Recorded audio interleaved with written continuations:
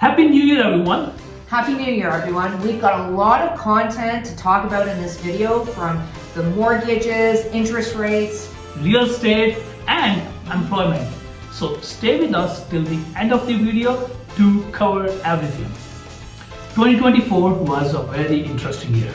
We saw a lot of activity in the real estate market where we saw the sellers panicking, buyers panicking, and there was a point when everyone was panicking and no one was in the market, neither sellers nor buyers. It was a very flat market for at least few months because everyone was worried about what is going on in global economical world. We had at least 3 threats of World War III during 2024, which everyone was talking about. So let's start with the prices. In region of Waterloo, we still saw the prices. The median sale prices in region of Waterloo in the beginning of the year was $722,000. By the end of the year, it was $725,000. So it wasn't a big change. It was almost, I should say, a flat year for real estate market in region of Waterloo. Same thing we can say for Halton as well. There was a slight change or a slight movement because in January the prices were really down, but it went up and then it was almost steady. So median prices in Halton region was $989,000. By the end of the year, they went up to $1,062,000. Number of sales, however, if we speak about the beginning of the year, we had about 374 sales on an average in the region of Waterloo. By the end, they went up to 546. So buyers really came out by the end of the year. And why did they came out? I think we all know the answer. Interest rates. Absolutely. I think the market moves because interest rates are coming down. So that was a good thing in 2024. We saw interest rates come down. Actually, we saw a bit of this up and down, right? Yep. Fixed rates. We thought we're going to come down a lot lower in 2023, In 2024. Yeah, in 2024. But we did not see that. We didn't see fixed rates come down as much as what we anticipated. I think a lot of that had to do with the US market and what we can say, we can tend to agree or disagree on, but I think a lot of the US market was propped up by government debt. So that affects us on the fixed rate side, but on Bay Prime, we saw a 1.75% decrease on Bay Prime, which was 5 consecutive rate drops from June to the end of 2024, which was in December. So that helped with a lot of people that were in variable rate mortgages. Their payment relief was over about $500 for every $100,000 you owe, which was great to see. Yep. And it also helped with people looking to qualify. It started bringing back the conversation of getting into a variable rate mortgage to qualify and continuing in that type of product as we see rates come down in 2025. Absolutely. So if I bring this sales pattern, as you can see on the screen, there's a sales pattern you will see in region of Waterloo and Halton. You will see number of sales going up almost till May 2024, and after that the sales started dropping. Bank of Canada did not started dropping the interest rate till May 2024, right? So after May, they eventually started the interest rate drop cycle. Yes. And there was almost every single meeting they had, there was an interest rate drop. Yeah, that's starting in June. Yeah. But we did not see the reflection of that in the number of sales till October 2024. What do you think the reason was, like those for a few months? Well, I think a lot of it is when you look at anything that happens with either inflation or Bank of Canada trending rates, it's a lagging indicator. It doesn't take an effect right away. I think it takes a while for consumer sentiment to really digest what that change is. And it also gives people time to think of looking at their financing. So I think that's why you're seeing that didn't happen until September, is people were really looking at where they were at with their financing, with that change, what implication does it have? Do they qualify for maybe, making a move on their house or looking to buy a house? What did that look like? And I think that there wasn't as big as a change that was needed right in June. It took a couple more. Remember, we had a few in there for that to take effect. So I think you had a couple of reasons for that. From September onwards, we really saw a shift in the number of sales. They started going up in region of Waterloo, in Halton region. I saw this in Peel as well. I think it has a lot to do with the buyers' sentiments, which started when the Ministry of Finance started doing some relaxation in the mortgage qualification rules. Yeah, we definitely saw a big change from the federal government on a lot of mortgage rule changes. When you look at it historically, we actually haven't seen that many changes in such a short period of time. And one of the biggest ones this year was the change from a 25-year amortization to a 30-year amortization qualification if you're putting down less than 20%. For first-time home buyers on all types of property, whether it's a new build or resale home. So that helped a lot of people, I think, that were sitting on the sidelines, and you probably agree with me as well, from a first-time home buyer perspective that potentially didn't qualify for the 25-year amortization, but also probably couldn't manage the payment effectively. And when you look at the difference, and I did a comparison on this on an average mortgage amount of $600,000, you're looking at the monthly payment difference from going from a 25-year amortization to a 30 by reducing the payment by about $281 a month. So every dollar counts, and I think that's helped people. But the biggest difference there is income qualification. You didn't have to have as much to qualify when you're introducing that 30-year amortization, and it brought it down by about $11,000 of income. So that's significant, and it helped people get into that higher price point.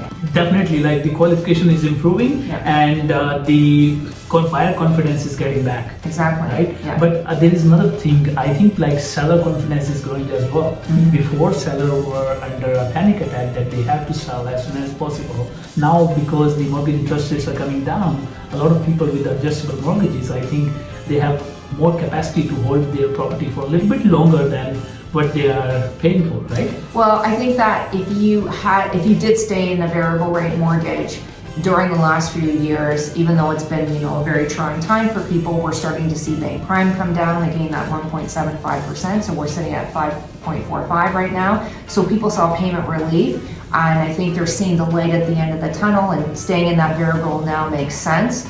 I think that, to your point, I think that maybe with some people that were not looking to sell, but now with the new rule changes allowing more people that are first-time home buyers getting into the home buying market, interest rates coming down, it's now time for them to actually do what they wanted to do maybe a year ago, which is sell their home and upsize their home or look at a different market to move into.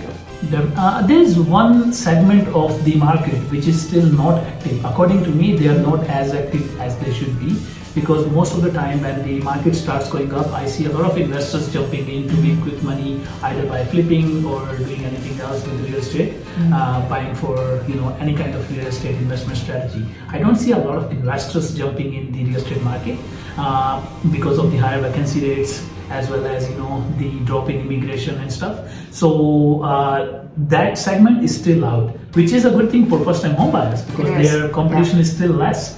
Exactly. Did you see anything like that in mortgage side as well? I mean, definitely, I think in 2024 was not an investor year. We saw more people actually looking to sell their properties that were investors, maybe forced to sell, couldn't handle or manage the cash flow enough. So I think that, to your point, we probably saw more first-time home buyers that were given more opportunity and be able to balance out that price point a little bit more for them. So opportunity was there in 2024 for first-time home buyers. I do think it was there for investors if you had liquidity of cash to see the long haul, because we always say, right, real estate's a long game, it's not a quick fix. So it's hard to see it in a market where you don't see things moving as fast, with everything moving, interest rates coming down, mortgage rules changing. So we're starting to see that. So I think 2025, this year, will be a year that investors will get back into the market space. Wonderful. So let's talk about 2025. Future is here, 2025, we are already in the 2025 right now. Based on the trading economics, we see like what the numbers I saw in trading economics, which always change. Nothing is fixed. All these forecasts, they are based on the present stats. Maybe some people look at some economics look at what's going around in the world, and they give their predictions accordingly. But based on the trading economics, our inflation is supposed to go up a little bit by 2.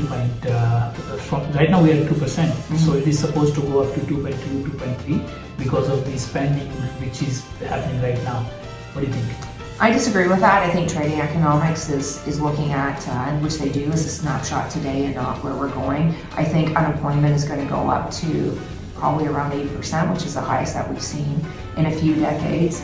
And I do think that, because of that, inflation is still sticky in food and rent, And that's going to cause a lot of people, I think, to struggle economically. And so inflation overall, that number of 2% target rate, I think will still hover. I actually think we'll probably go in a bit of disinflation, and that will help us. I think in terms of interest rates, we'll continue to see bank prime go down more aggressively into this year, which will help a lot of people from a variable rate mortgage be able to handle their payment. You have to remember there's 2.2 million of mortgages coming up for renewal in 2025 this year, and that payment shock is still a reality. They're coming from 1.45, 1.5, I've seen it. These are fixed rates, and they're coming into where we're sitting at. If people were to choose a fixed rate, they're low 4% right now. We thought they would be under that. And on a variable, even with a discount, you're still sitting at 4.45. There is payment shock there. So I think that inflation will still stay around target or slightly under, because there's a lot of things from the economic perspective as a whole that we're going to struggle with. So in 2025, inflation will remain under control based on our forecast right now. If we talk about the unemployment, it is supposed to go up. There was a call, I will mention it very quickly. I got a call from someone who watched my TikTok video, and it was a normal consumer, like we're talking about the common man. So he called me, he said like he's here from last 30 years, and most of the time in the month of November and December, these months are employment generating months. The unemployment usually goes down in these months, not going up. And if it is going up, means like it is alarming. It should not go up in November and December. If it is going up now, in January, February, March, it will go up further, which exactly what you said, that it is going to go up to 8%. It is going to affect the real estate market as well. We are already seeing flood in condominium market, and a lot of these new buildings are closing. There are a lot of distress sales happening in condo market. Freeholds are still way better than the condominium market. I think there will be opportunity for first-time home buyers in the condominium market coming in 2025. Unemployment is supposed to go up in at least in the first few months of the 2025. Not sure how it will remain in the following year, by the end of the year. Still hard to predict where we will be, right? It is, absolutely. I think it's going to depend on cost of living, and also for a lot of businesses, right? Yes. They've been, using up a lot of their cash flow, and I think that the government has to change some of their policies, and it looks like we might need to have a shift of government, and that might help alleviate some of the stress that these businesses are feeling. But I think we'll definitely see unemployment go up first quarter of this year. In fact, there are stats that I'm looking at. Even all the 6 banks in Canada have set $4.3 billion aside for loan losses. So we're starting to see, and we talked about this now, about we're seeing people not to the point where they have to sell, and not be in a position where they want to sell. They have no choice. So we're seeing either they're looking to sell, or we're seeing a lot of power sales right now in the marketplace. So it is going to continue for at least first few months of 2025, I believe. By the time, because the buyer confidence depends upon the multiple factors, right? They need good mortgage qualification, but they also need strong employment, because if income is this is what economics is all about. If they have mortgage qualification, but they are not confident in their employment market, they may not come back to market, right? Exactly. So with the elections coming up in 2025, I think a lot of buyer sentiments are going to affect from that as well. Because still a lot of people ask me if they should wait or they should come back in the market. Because we know there are a lot of changes happening in the finance industry, but not just that, immigration is getting affected as well. Last few months of the present ruling government, they are doing the stricter rules on immigration, which is indirectly affecting our housing market, because we are seeing everywhere the rental market has gone down. In Kitchener-Waterloo, Cambridge, on an average, if minimum average rent has gone down by about $400, regardless it's 1 bedroom, 2 bedroom, 3 bedroom, minimum $400 for every single style of the rental market. So if the rents are down, investor confidence is not there, and even the buyer confidence is not there, right? Absolutely. And I think when you look at it, they need to look at this year when they're considering to buy a home or maybe sell and purchase. you have to not only look at, number one, your financing, what you qualify for, can you manage the payment based on current market right now, knowing that you probably are going to be taking a product where interest rates are going to be changing and you might be able to lock in at the end of 2025 or into 2026. But the other part of this is you have to look at your employment. Who are you employed with? What's your longevity there? Is there any risk of loss of employment? Because I think it's important that people are really stable, not only in the finances, but also with their employment, because we've seen some of that happen in 2024. We have a lot of mortgage rule changes this year that's going to help people from an income perspective to be able to afford home ownership, be able to receive extra additional income in their home. From an investment perspective, interest rates are coming down. We'll probably see a change in government, maybe even the first quarter of this year. So I think it'll be exciting to see from this video to when we look at some next ones in a few months of what the changes will be, but it will definitely be in some good direction, I think, for home ownership, opportunity, and affordability.